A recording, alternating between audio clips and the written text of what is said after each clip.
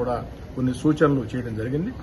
అదేవిధంగా ముఖ్యంగా ఇటీవల కాలంలో నెల్లూరు నగరంలో పెద్ద ఎత్తున దుబారా రేగేది ఏమిటంటే ఇళ్ల పన్నుల వసూళ్ల కోసం నగర కార్పొరేషన్ అధికారులు వచ్చేసి మమ్మల్ని ఏ విధంగా అంటే ఆ విధంగా మాట్లాడుతూ ఉన్నారు. కరెంటు కట్ చేస్తూ ఉన్నారు, కుళాయిలు కట్ చేస్తామని చెప్తున్నారు, డప్పులు వేస్తామని చెప్తున్నారని ప్రజలు ఆవేదన వ్యక్తం చేస్తూ ఉన్నారు. దాని మీద నగర కమిషనర్ గారికి అధికార యంత్రాంగానికి స్పష్టమైన ఆదేశాలు ఇవ్వడం జరిగింది. నెల్లూరు రూరల్ నియోజకవర్గంలో 26 డివిజన్లలో బలవంతపు వసూళ్లు ఎక్కడా చేయవద్దు. ఇంటి పన్నులు ఖచ్చితంగా అందరూ చెల్లించాల్సిందే, దాంట్లో ఎలాంటి అనుమానం లేదు. వారికి నోటీసులు ఇవ్వండి, విడతల వారీగా సమయం ఇవ్వండి, చెల్లిస్తారు. కానీ బలవంతపు వసూళ్లు, ప్రజల్ని భయభ్రాంతులు చేసే రీతిలో వసూళ్లు అలాంటివి ఉండకూడదు. నెల్లూరు నగర కార్పొరేషన్ లో మున్సిపల్ యాక్ట్ మాత్రమే ఉండాలా.